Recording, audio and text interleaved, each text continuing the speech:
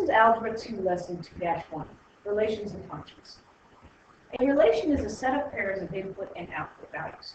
A relation is normally written with braces, so you can tell where the relation starts and ends. For example, let's say we have 2, 3, and then we have -4, 7, and then we have -2, 0.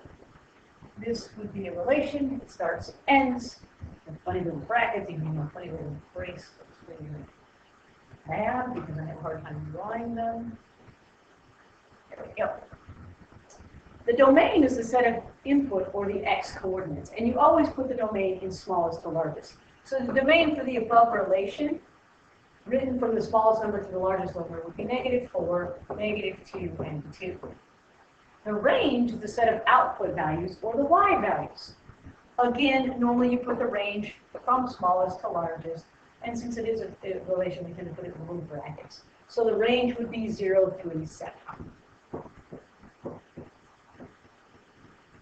A function is a relation in which each element of the domain corresponds with exactly one element of the range. In other words, an x value cannot be repeated with 2 or more different y values. If an x value is repeated, it has to have the exact same y value every time. So the above relation is definitely a function since none of the x values are repeated. If you don't have any repeating x values, then your relation has to be a function. The vertical line test is a nice visual way to determine whether or not something is a function. If a vertical line passes through more than one point on the graph or relation, then the relation is not a function. For example, let's say I have the following graph.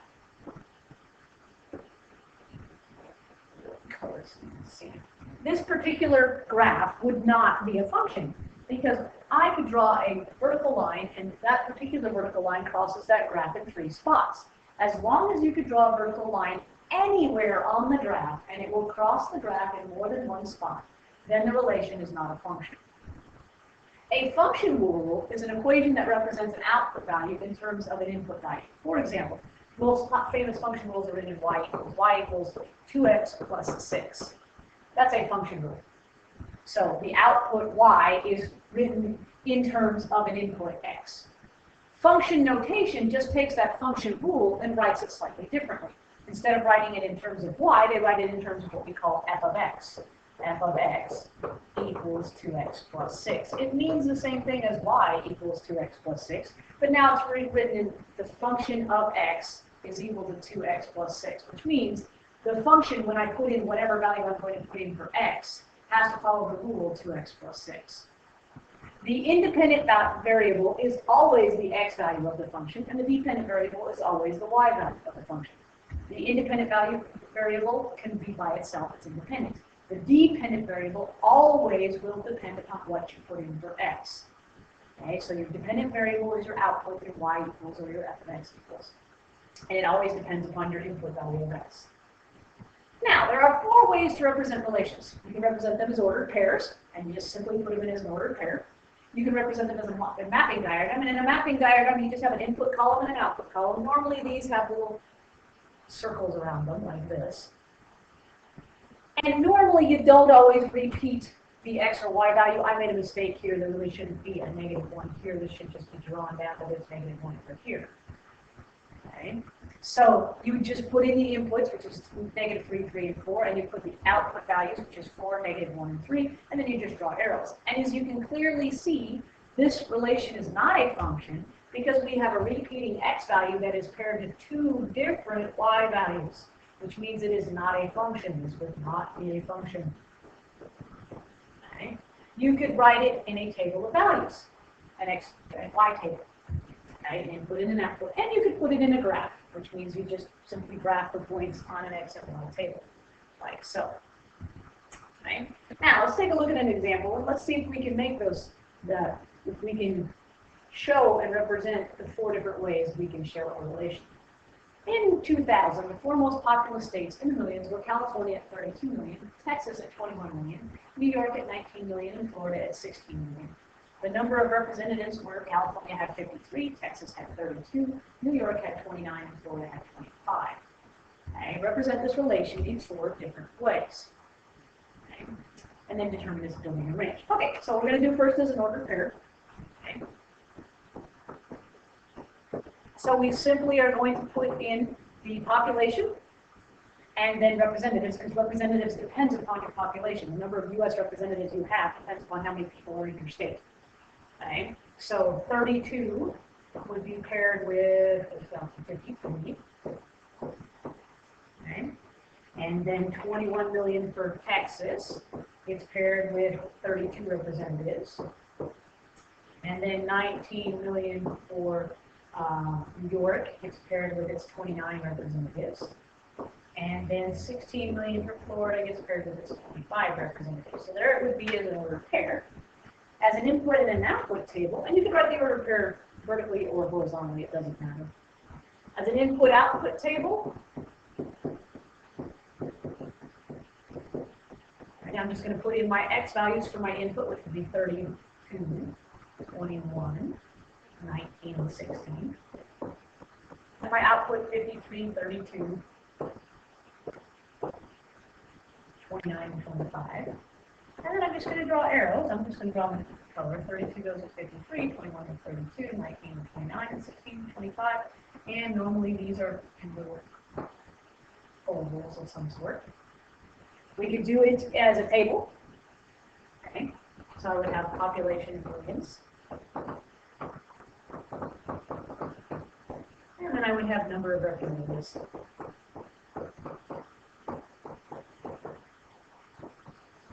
And then I would just simply do it again. 32, 21, 19, and 16. And this would be 53, 32, 29, 25. And of course, it's a table, so you should probably put in a table. And the last way we could do it was representing it by a graph. And we need a little bit more space here. Okay. And I don't need anything more than quadrant 1 because I can't have a population that's negative and I can't have a negative number of U.S. representatives. Okay? So my population would be down here.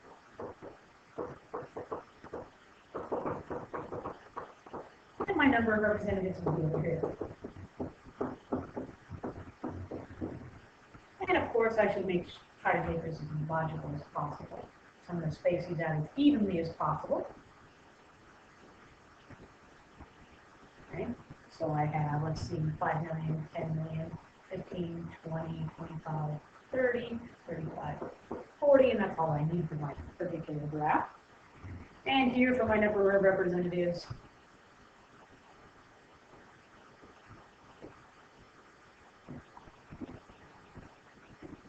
I think I need more than that. Let's see here. Oh, I might need one more. So this would be 5, 10, 15, 20, 25, 35, 45, okay. So then I would just simply graph them. So 32 and 53, 32 is about here, 53 is about there, so about there. And then I need 21 and 32, 21, 32 is about there. So I need to do this graph a little bit. I don't have any. 19 and 29, 19, 25, 29, those graphs are pretty close together, and 16 and 25. So about there. So there's my relation graph. So those are the 4 ways that you can show your relation. Now the next thing we need to be able to do is, oh, we forgot. I forgot. You're supposed to find a domain and range as the last problem. Silly me.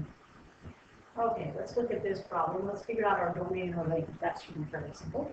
The domain is all the x values. So that would be, in this particular case, always go from smallest to largest. Remember, list your domain from smallest to largest. So 16, 19, 21, and 32. And then my range, I also list that from smallest to largest, 25, 29, 32, and 53. And there's a domain and a range. Now, we're going to determine whether the following relations are functions, and if they are, we're going to get domain and range. And even if it isn't, I can still get the domain and range. All right, so let's take a look at this first one here. -1, -4, 0, -2, 6, 2, 10, 4. Okay. So all I have to do is look and see if I have an x value. Okay. Do we have any x values that are repeated? We have -1, 0, 6, and 10. No. So in this particular case, it has to be a function because there's no repeating x values. So this is a function.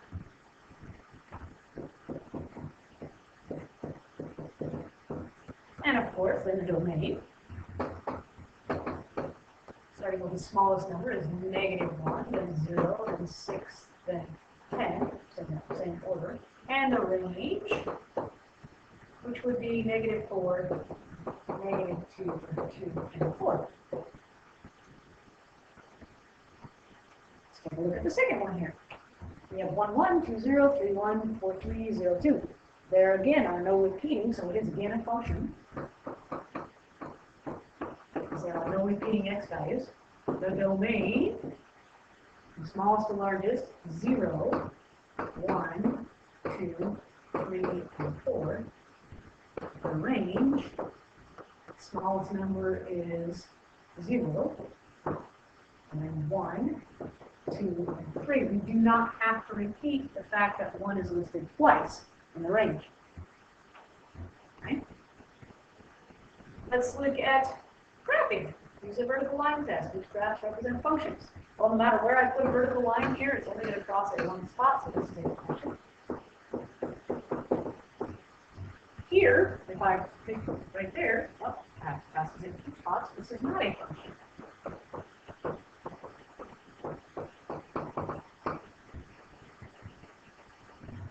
Alright, the next thing, figuring out inputs and outputs.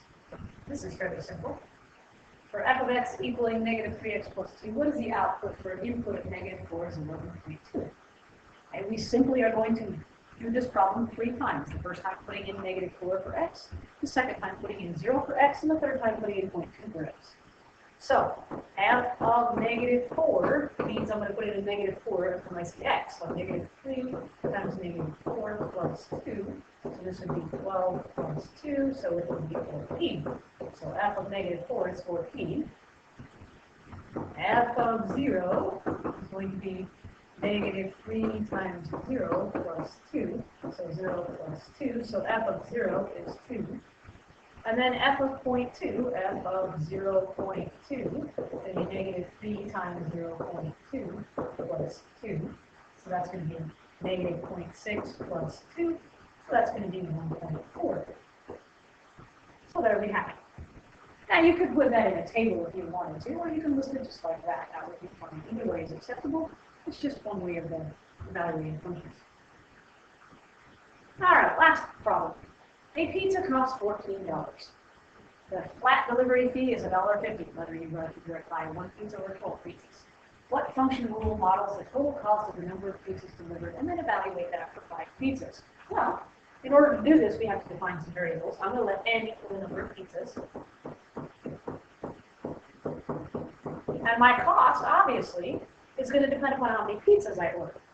So my C of n is going to be the cost, total cost. Because the more pizzas I buy, the more it's going to cost me. So in other words, C of n, the total cost, is going to be the number of pizzas I buy times the price of the pizza. So 14n plus my delivery fee of $1.50. So there's my function. Okay, that's my function rule that models this. And then I have to evaluate this for 5 pizzas. So C of 5 will equal 14 times 5 plus $1.50. 14 times 5 is 70 plus $1.50 is going to be $71.50. If I buy 5 pizzas, it's going to cost me $71.50. And this is basically relations and functions.